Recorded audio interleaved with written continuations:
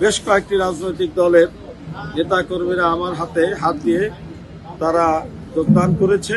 আমরা জনগণের মধ্যে একটা ব্যাপক সাড়া পাচ্ছি।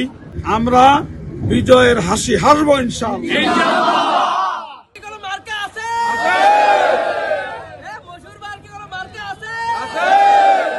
এই অঞ্চলে আমরা এখনো টুকটাক কিছু দুর্ঘটনা ছাড়াই আমরা অত্যন্ত নিরবিচ্ছিন্নভাবেই আমরা গণসংযোগ করতে সক্ষম হচ্ছি এবং অন্যান্য দল থেকে বাংলাদেশ জামায়াত ইসলামী সহ 11 দলীয় জোটের ব্যানারে অনেকেই নতুন যোগদান করছে। আজকেও ফকিরহাটে বেশ কয়েকটি রাজনৈতিক দলের নেতাকর্মীরা আমার হাতে হাত দিয়ে তারা যোগদান করেছে।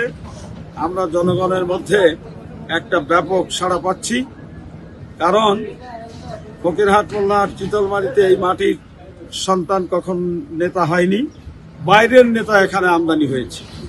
অতএব আমি এই আসনেরই মানুষ, সেই হিসাবে আমি যে স্বতঃস্ফূর্ত সাড়া আমি পাচ্ছি সেটা আশাব্যঞ্জক।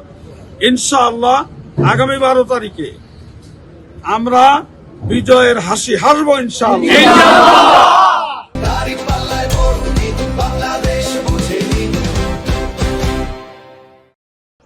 এই অবস্থা বিরাজ করছে, তবে কালো টাকা, পেশি শক্তি এগুলোর ব্যাপারে জনগণের মধ্যে আতঙ্ক আছে, তাদের মধ্যে আতঙ্ক বিরাজ করছে।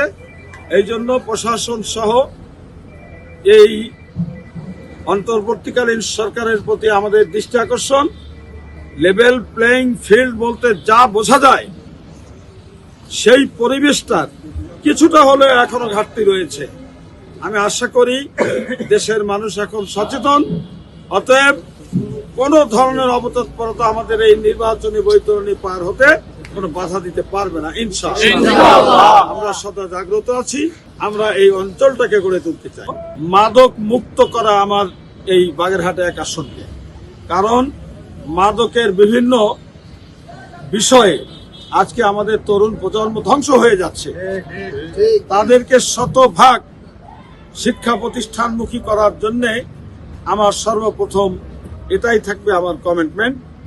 দ্বিতীয় হলো, এই যে আমাদের ফকিরহাট মোল্লাহাট চিতলমারীতে হাজার হাজার লক্ষ লক্ষ একর পতিত জমি পড়ে আছে, এটাকে যদি কোনো প্রজেক্টের আওতায় এনে যদি আমরা পরিকল্পিতভাবে কাজ করতে পারি, তাহলে এই অঞ্চলটি হবে সাদা স্বর্ণের অঞ্চল। কর্মসংস্থান হবে, চাকরিমুখী হওয়া লাগবে না।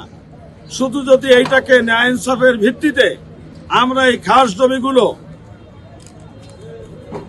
মাসেলম্যানদের হাত থেকে উদ্ধার করে আমরা যদি এটার সুষ্ঠু ব্যবহার করতে পারি, তাহলে এই অঞ্চলের কোনো কর্মসংস্থানের অভাব থাকবে না, এই অঞ্চলের মানুষের কোনো দৈন্যতা থাকবে না ইনশাআল্লাহ।